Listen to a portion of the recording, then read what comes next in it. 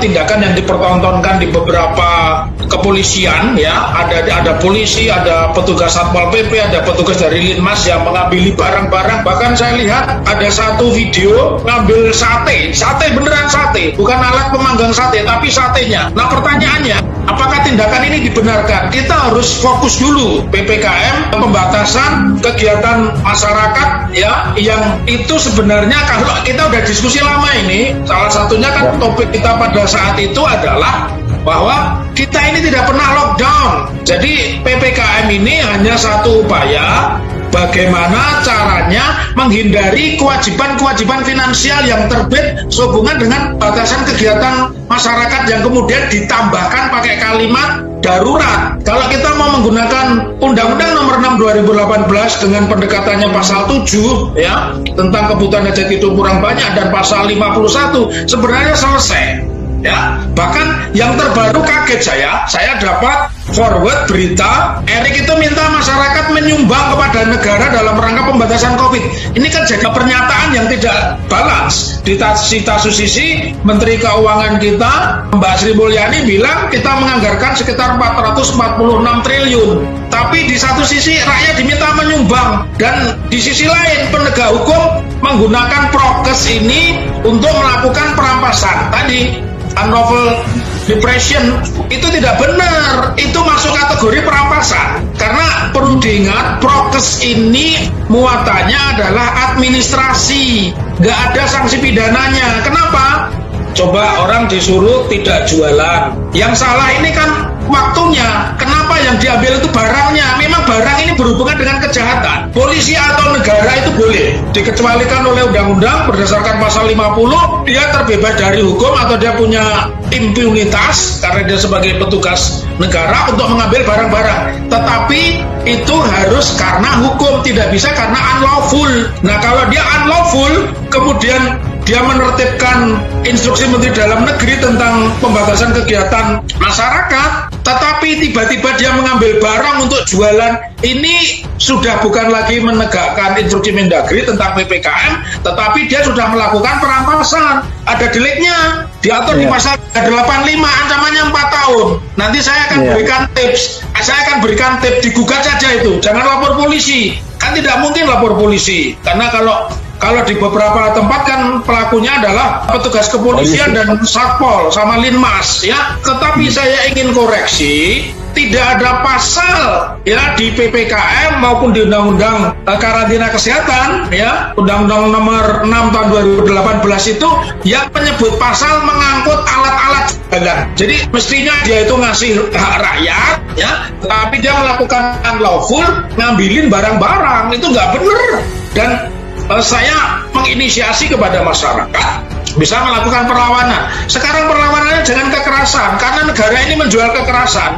Itu tontonan kekerasan. Kalau Anda menjual kekerasan akan dibeli oleh negara. Bayangkan ada jualan bakso, jualan cilok, disemprot pakai alat pemadam kebakaran, itu memang nggak mikir itu duitnya dari mana. Bahkan yang terbaru, ada hakim menjatuhkan hukuman 5 juta untuk penjual bakso. Saya cuma bilang begini, astagfirullahaladzim, apa hakim itu tidak baca, ya, maaf ya.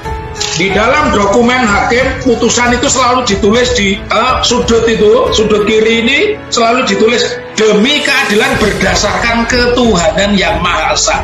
Pertanyaannya, di mana orang jualan bakso di saat larangan orang untuk berdagang dari jam sekian sampai jam sekian, kemudian dia dirampas, tidak boleh jualan, dan sekarang dijatuhi 5 juta. Itu pakai logika mana? Pakailah hati nuraninya, logika nggak nyambung, hati nurani deh gitu. Jadi sekarang tidak perlu dengan aksi kekerasan, tapi media-media semacam inilah yang harus kita sosialisasikan dan masyarakat memforward ulang informasi-informasi yang tidak benar seperti ini. Jadi kita luruskan kembali, kalau mau PPKM berikan hak masyarakat. Boleh libur, boleh nggak jualan, tapi masyarakat dikasih duit.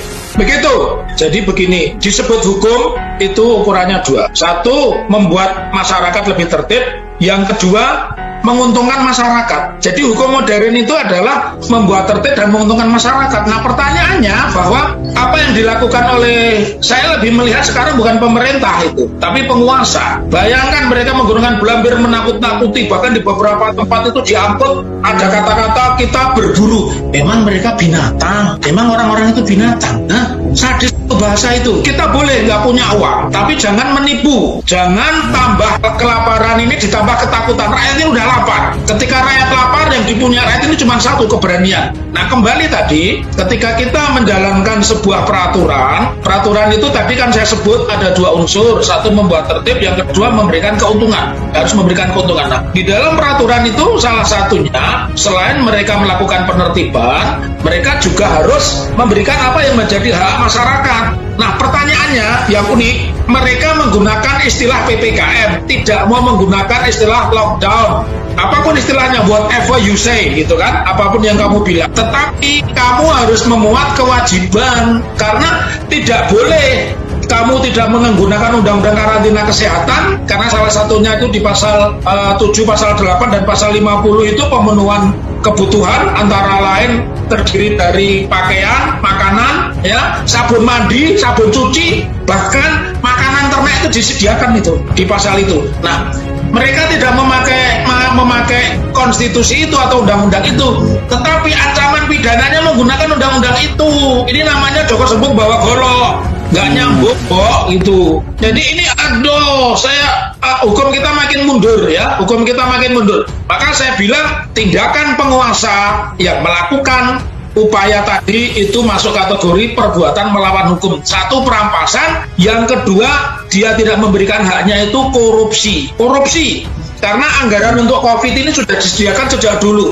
Nah, ketika bicara penutupan, saya tidak melihat ini faktor partainya apa. Anies Baswedan setahun yang lalu sudah bilang, dia meminta Jakarta itu di lockdown. Karena memang perintah undang-undang, ini biar diketahui, karena radio Bravos ini dimonitor banyak orang, lockdown itu yang berwenang mengatakan adalah Presiden, bukan Menteri Dalam Negeri. Jadi nggak ada di Undang-Undang Karantina Kesehatan itu menyebut Mendagri boleh menyatakan lockdown atau PPKM atau PSBB atau apapun, itu Presiden. Jadi itu sudah tidak punya payung hukum. Tetapi karena mereka ini penguasa bukan pemerintah, maka yang mereka gunakan pasal-pasal adalah represifnya tadi, ditutup dan sebagainya. Jadi itu sesuatu yang tidak bisa dibenarkan, dan nanti masyarakat bisa melakukan upaya hukum.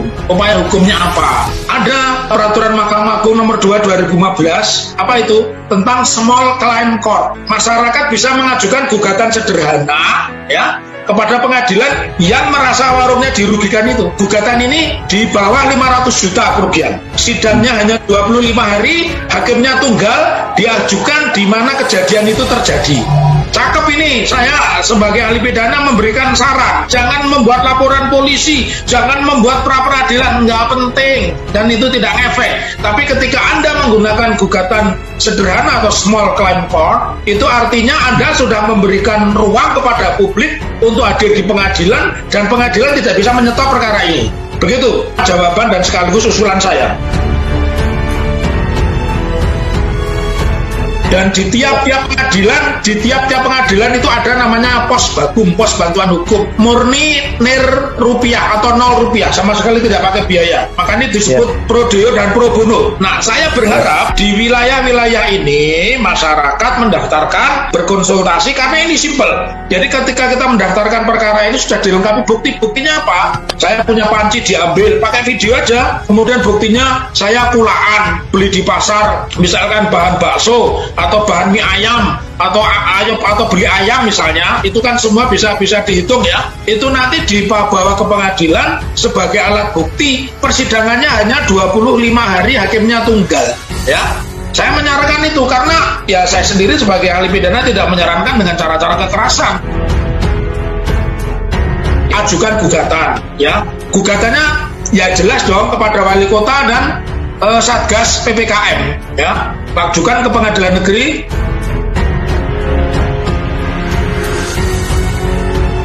Pengadilan tidak boleh menolak perkara. Jadi pengadilan tidak boleh menolak perkara. Makanya saya kan tadi a priori kalau lapornya ke polisi, kan begitu kan? Prosesnya lama, ada penyelidikan, nanti ada gelar perkara, setelah gelar perkara penyidikan, gelar perkara lagi, jadi prosesnya lama. Maka yang paling tepat saat ini adalah mengajukan gugatan sederhana sepanjang itu kerugiannya di bawah 500 juta diajukan di pengadilan negeri di mana peristiwa itu terjadi. Dan ini menjadi peristiwa menarik